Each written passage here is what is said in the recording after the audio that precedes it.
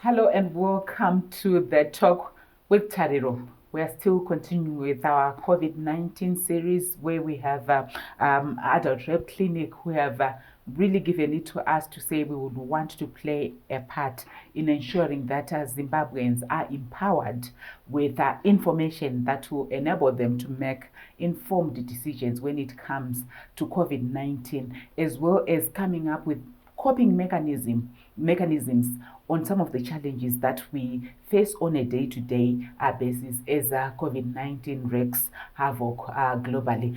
Today on the program, we are going to be looking at one issue that we often experience on a day-to-day basis, but also COVID-19 is making it worse in a way, the issue of child sexual abuse in the context of COVID-19. And to help us address that particular issue on the program, I have the clinic manager from Adult Rep Clinic, that's Rudo Mashingaidze. Rudo, welcome to the talk. Thank you, Tari. Yes, I want us to start off by looking at the situation that is prevailing at the moment when we're looking at child sexual abuse. How is it in Zimbabwe? Thank you very much, Tari.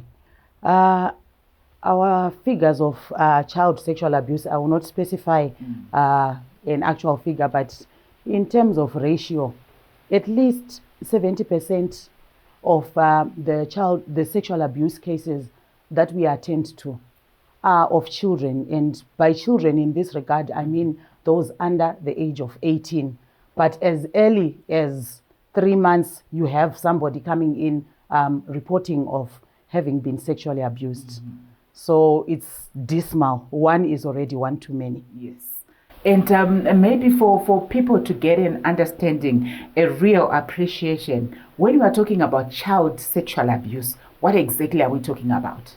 We are saying the global understanding of child sexual abuse is there is somebody that takes advantage of a child, being a child, and they do it for sexual gratification. It could be through the use of penetrative sex. It could be non-penetrative sex. It could be all forms of sexualization. For example, making a child watch pornographic material, undressing in front of a child, talking about sex in an appropriate way to a child. These constitutes forms of child sexual abuse. Some use children for the purpose of prostitution. I'll give an example. You have people who look after children or rope children into prostitution, child prostitution, trafficking, pimping of children. All of those things fall under child sexual abuse, as well as what we call exhibitionism, when somebody simply obtains gratification from playing with their genitals in the audience of a child. There are quite a lot more, but generally it's anything that gratifies the perpetrator sexually while using a child. And when you're looking at those incidences that you are talking about, is that prevalent in Zimbabwe? Extremely so. I have not also mentioned other forms, including female genital mutilation, which is not necessarily labeled as that in Zimbabwe, but there are rituals that are performed on children's genitals. And with sexual abuse of all forms in all ages, the one thing that sticks out is the issue of consent.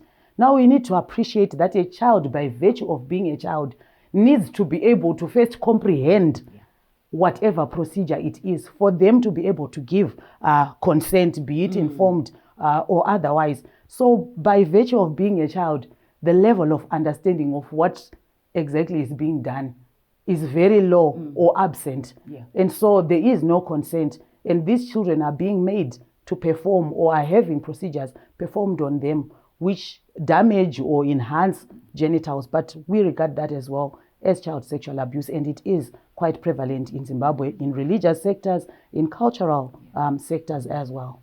When we're talking about a child and issues of consent, for me, I'm even wondering, should a child even consent to any of these things that we're talking about? If they say yes, then it clearly states, I always tell parents of child survivors that we deal with, some of them will actually come and say, that person was my boyfriend and I don't want him to be arrested. And I always conclude by saying that is why the state has made this into a law, because you are not yet mature enough to understand that what is being done on you is illegal. You do not understand. Therefore, you are incapacitated to consent. So in those instances, because it's quite prevalent what you're talking about, and I would want us to enlighten our viewers, enlighten even our young people, where then I'm 14 and then I'll say, no, this man was my boyfriend, or he offered me this kind of money. And I said, yes, I agreed. So I don't want them to be arrested. How can that be addressed where we are saying a child can consent, but they have not reached that age and we've got this law, but it's happening still? It's happening, Tari, true. How we can address it?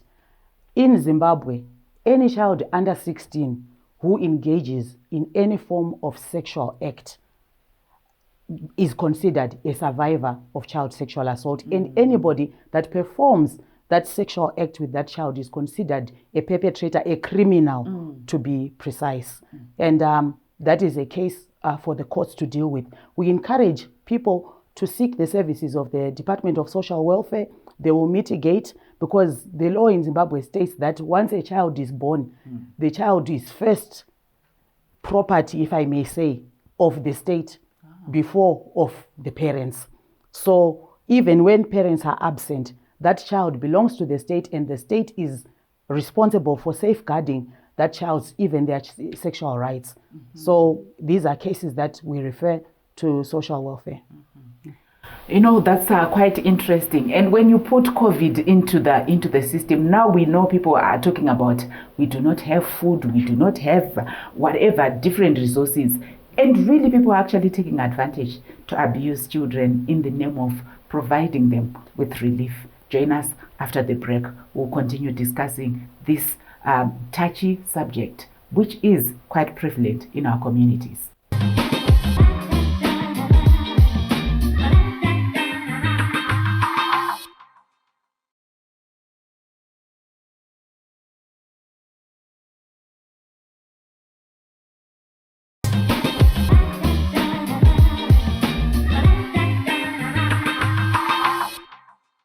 We continue with our discussion where we are looking at the issue of child sexual abuse in the context of COVID-19. Rudo, when we are looking at the issue of sexual exploitation, how does it happen?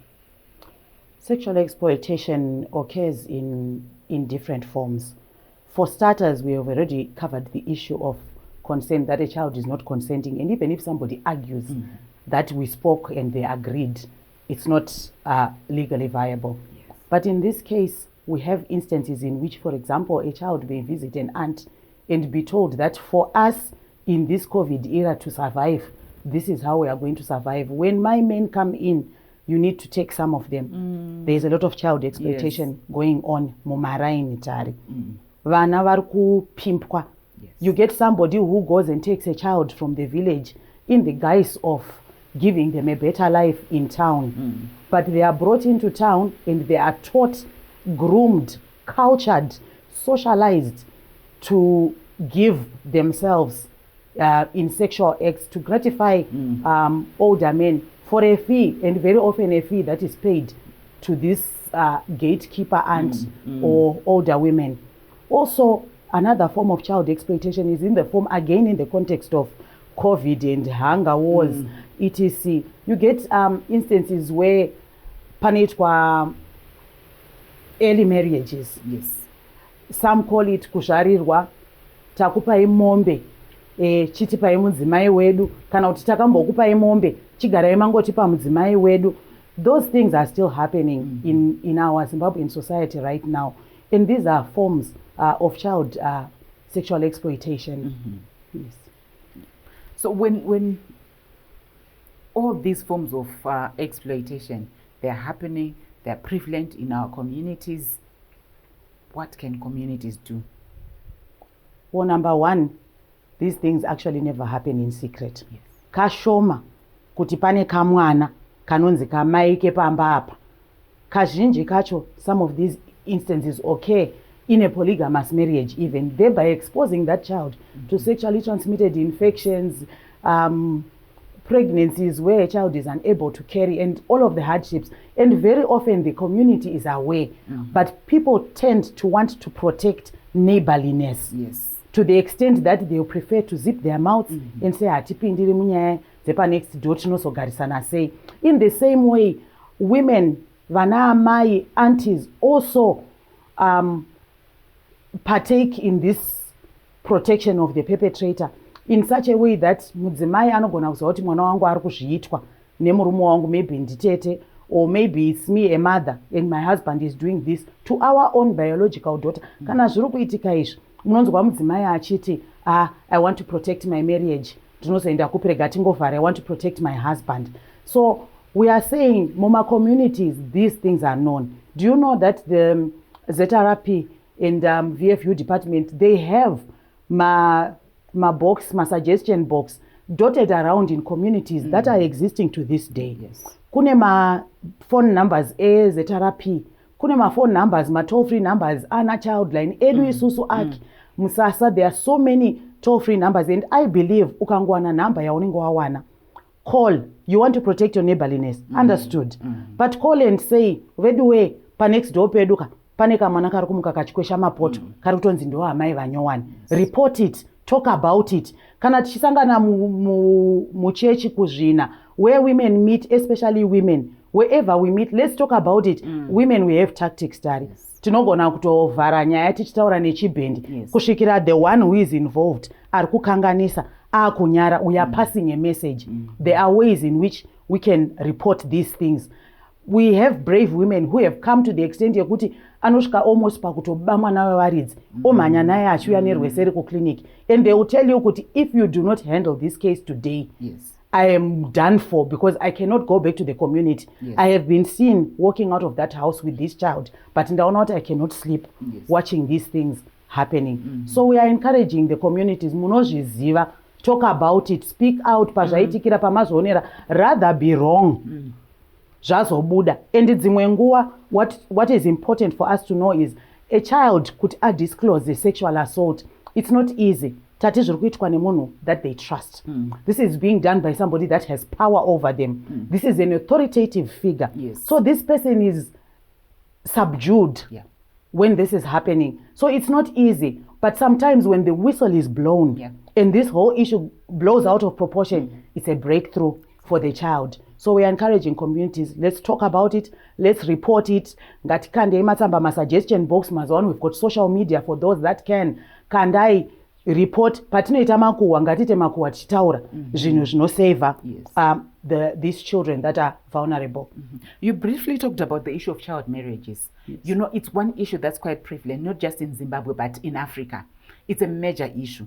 And when we're talking about child sexual abuse, you know, we've got some religions, some traditional practices where it becomes acceptable. And as a result, you find that the child is not aware that they're being abused, even the family, even the community, because it's something that they actually regard as part of their culture. How can that be addressed? Stop it. Varukuzhinzwa, they hear about it all the time. Stop it. And I want to appeal again to the mother. You are the one who has given birth to this vulnerable child.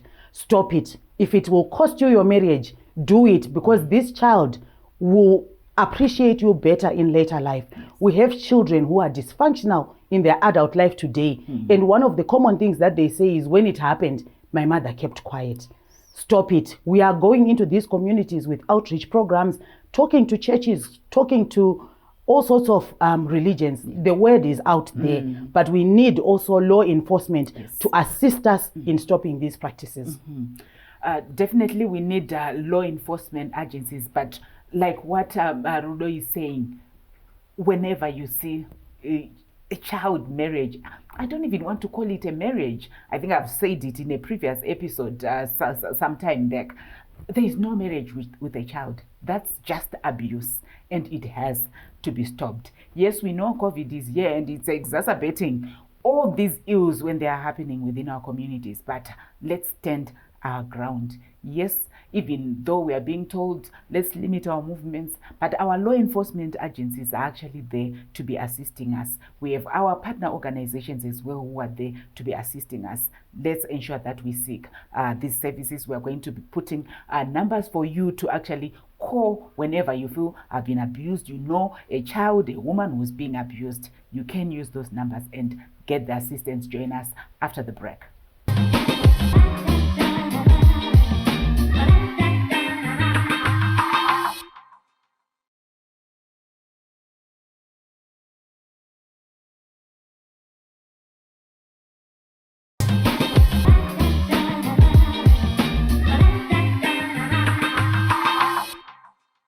Welcome back. We continue with our discussion on child sexual abuse in the context of COVID-19. Rudo, I know you've talked about it briefly, but when it comes to the perpetrator of child sexual abuse, could you remind us again, zero it in so that people are aware who is a perpetrator? Somebody who has power over the child, number one. Number two, anybody. Yes. Ini newe naningi tese tine mukana iwoyo if we decide to abuse the children. Ma-caregivers evana, vana musara pavana, vana vari kurodzwa, vana vari kupiwa in all forms of cultural practices. Vafundisi, I'm sorry to say, also they are perpetrators. Munhu wese ane opportunity yekufanirwa kubatsiridza where a child is vulnerable is also a very strong potential perpetrator. Hama chaidzo kuma sleep over. Hamuzivi pamuri kuendesa mwana ku sleep over kuti baba munini vepo vanei. Chimwe chinhu chandoda kuti tari tinzwisise. Kune vanhu vagara vane chirwere chepfungwa. Dzimwe nguva these people do not have control over themselves. Mwana ongoonekwawo ari ipapapo. It could be any child, it could be any age of a person. But dzimwe nguva kana tikasiya vana vakasasikwa vari with these people, akangotadzawo kucontroleka, dzimwe nguva hasi kumwa mapirisi, anogona zvakare kuva a perpetrator. Those who are giving all sort of special care. And another important class of perpetrators, vana vari kupedliwa between families, where there is shared custody, kana zvekusiyirwa nana mainini vakazoshaya zvikazodii mukuchengetesana vana. I noticed the very first week yatakatanga lockdown, there was an issue yekuti pakapiwa permission yekuti if we have shared custody of a child, you are allowed, you are permitted kumbomuendesa kwamama, kumbomuendesa mumwe anga agara asingatombochengeti mwana, but akuzowana mukana wekufamba palockdown neipapo otora mwana akumisa in a home where there are no checks and balances, where there is no specific care, and that child is ended up akupedzisira akuitwa abuse. And lastly, the other group of children vandoda kuti tinzwisise, vanhu vari kuitwa chiramo. Pamusoro pechiramo, there's also this issue here yatinoti grooming. You know, people who look after children and who have an eye vari kunzwa kutsvira kuti rega ndigorana nemwana uyu can actually take even years achingodzidzisa vadzimai vangu paapfurira omurovarova kumabottom kwake, vadzimai vangu omutswinya zamu. Anogona kunge kuti atori a relative of maybe even the same age, but by virtue of kuti takazvara chinzi ava ndisekuru, ari kutoshandisa usekuru hwake. Anogona kunge atori baba vepamba. I've spoken so much about this, but what they then do, especially mumwaka welockdown, tavharirana mumba, vanoramba vachingojaidza mwana kusvikira ambotanga achirova, kusvikira akutobata magenitals, kusvikira at the end of the day poking objects in until they eventually have sex. And unfortunately, in younger children, anogona kutopedzisira achienjoya because they do not understand what they are doing, and sometimes they end up even initiating. Saka this perpetrator is a dangerous person, and this perpetrator is any one of us. Yes. Any one of us who has power over these children. And what do we notice when abuse happens? Very often in children, physically, panogona kusaoneka anything. Reason being, already I've spoken about grooming. Kazhinji kacho, it can be done under coercion, under threat, or whatever, and they even use lubricants. Because any power over this child, akangonzi shut up, they will never even scream. So in a lot of cases, force might not even be used. So when you examine physically, you might not actually see any particular sign. And in some cases, you do see signs even where force is not used because of the anatomical sizes of the genitals. But commonly in child sexual abuse, we notice now more of the psychological and social behavioral changes. Mark my word, we are saying a child who was normally intelligent in school, playful, highly interactive, suddenly becomes withdrawn, suddenly starts sweating their bed, or even has fecal incontinence. And because sex is taboo in our culture, as in many cultures, a child is not readily going to come and talk about it. So many cases that we have seen, when you now dig deeper, you find kuti mwana akatadza kutaura, because kutotaura nezvemagenitals it's taboo mukati memba iyoyo. So worse kuzoti magenitals pane zvaaitwa ndo zvacho zviya zvatinorambidzwa by our parents. So you will notice the behavior, you will notice withdrawal, mumwe anogara achichema. But in some of the cases in younger children, they might not even internalize the magnitude of chinhu chakashata chaitwa maari. I already mentioned earlier kuti vamwe vanotoinitiata. But some of these signs will be seen much later in life. Munhu ava dysfunctional, munhu ava replaying what happened in earlier life. And again, as a defense system, psychologists also argue kuti sometimes children tend to block out memories of traumatic events to try and deal with them. So kana aita block out, zvinozotanga kubuda much later in life akunzwisisa, or maybe even atozodzidziswa muchikondo panziti kweni ndakakura ndichirepwa kwenda ndisingazvizivi. So very often it's the psychosocial challenges, and in less of the cases you see physical debilitation. And what would you say is your message to Zimbabweans as a parting shot when you are looking at, yes, COVID is here, child sexual abuse is prevalent? Tikuzviziva kuti tine vana mudzimba. We are all caregivers to some extent. We know, or we now know, these risks and these dangers. Let's look out for that children. Kana mwana akafirwa nemabereki, the same way that we were making promises tiri panhamo, let's do good on those promises. Let's visit, let's follow up, let's call them. Kana tichikwanisa kuwana foni, toendeserawo foni mwana ari kumusha. As a sign yekurakidza kuti sezvatakataura panhamo pamai vako, we care about you. Call them, find out. If there is no contact, call auntie. Auntie, ndimbotaurawo nemwana wakadi. We need to safeguard these vulnerable children. Vamwe vana, they have physical handicap or even mental handicap. We know about them. We know that they are at higher risk. Let's look out for them. Ngatidzidzisanei in our communities. Ngatidzidzisanei mumabasa. Ngatidzidzisanei muzvikoro, mumachurch, pama WhatsApp group. Everywhere. Let's keep on talking about this to increase the awareness. And also let's teach our children to also safeguard and look out for each other as children. Umwe mwana ari a survivor or a victim, anogona kutadza kuzvitaura, but kazvoona zvichiitika ndokanouya kachimhangara, ningi adai pana ningi, and things like that. So we need to keep on talking about it. Yes, Rodo has said it. Let's keep on talking about it. And when we talk about it, we get to know what should be done and what should not be done. Let's ensure that you and I, we play our role in ensuring that child sexual abuse is eliminated in our communities. Until next week, it's goodbye for now.